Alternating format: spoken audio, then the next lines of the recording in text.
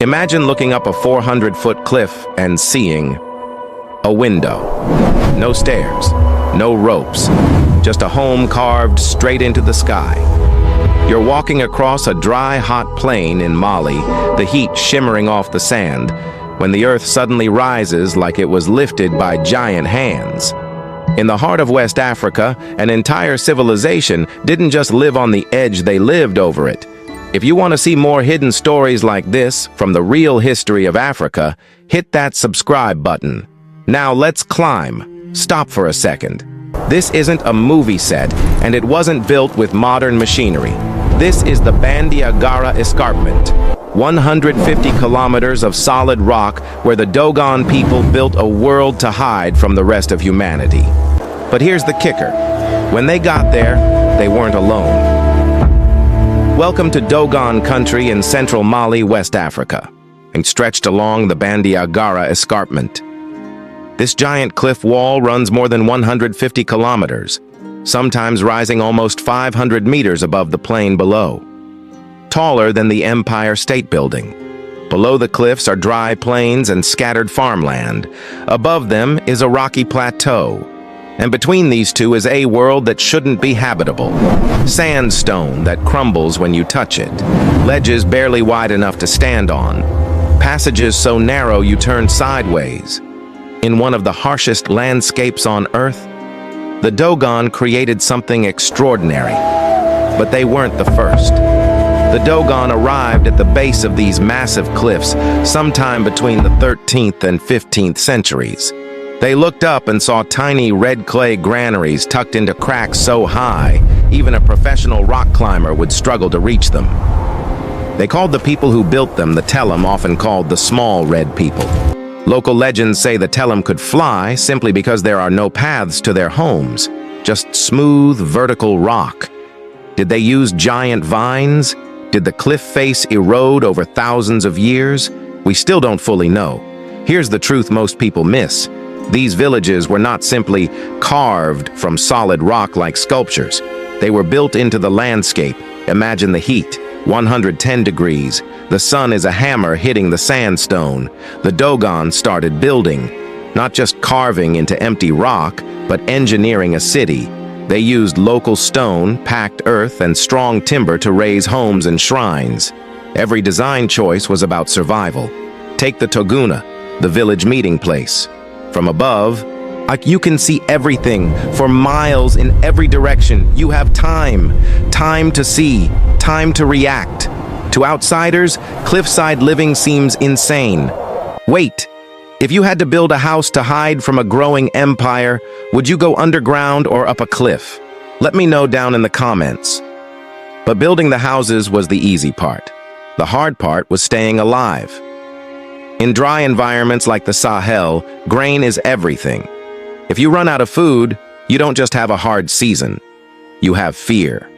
So the Dogon did something brilliant. They put granaries on the most inaccessible ledges in the entire settlement.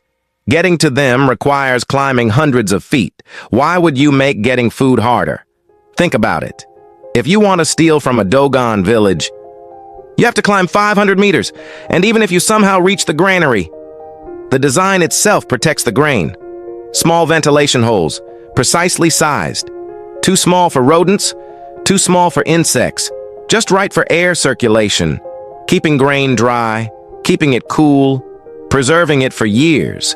And because they're so high, they're safe from floods, safe from armies and thieves. They even grew hanging gardens on tiny ledges, carrying soil up in baskets every single day. Just to eat. That's not just storage. That's strategy. Food security solved. If you had to protect your family's food in a world with no police, no laws, no safety net, would you build on flat ground where anyone could raid you? Or would you climb 400 feet every day to keep your children alive? Drop a mountain in the comments.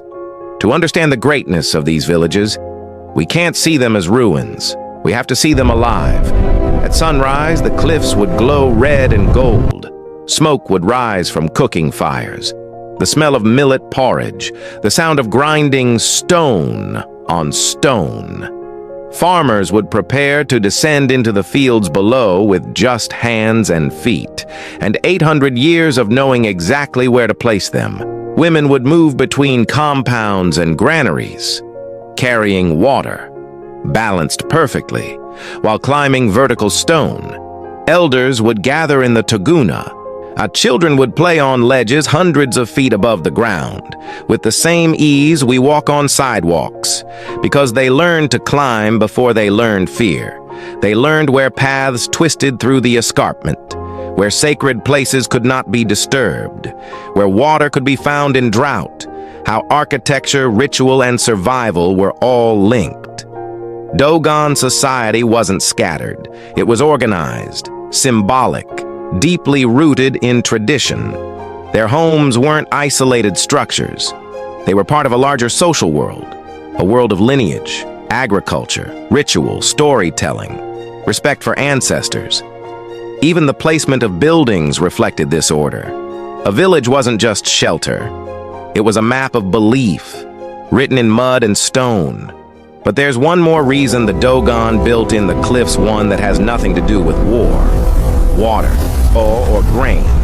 The Dogon are famous for their knowledge of the stars, specifically a star called Sirius B. The Dogon describes Sirius as a binary star system with a dense companion star orbiting it, which is true. Sirius B exists, a dense white dwarf star.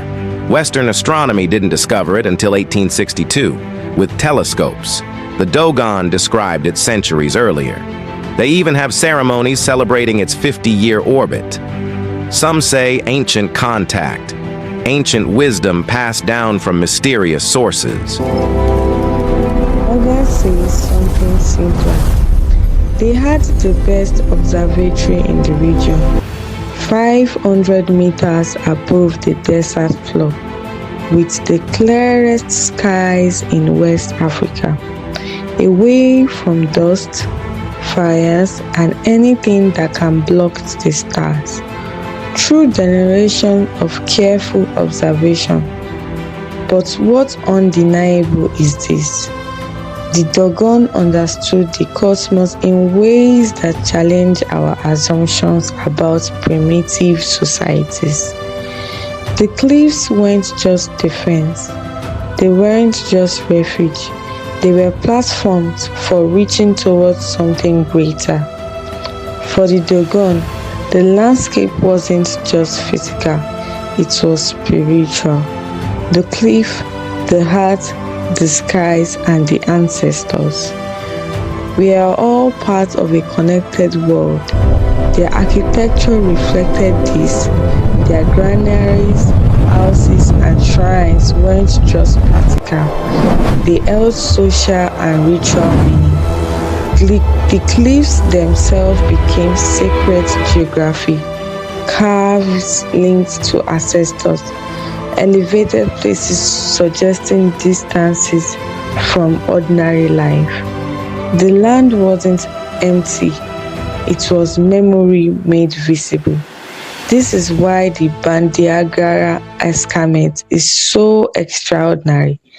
It's not only a dramatic landscape. The Dogon didn't just survive this cliff, they mastered it.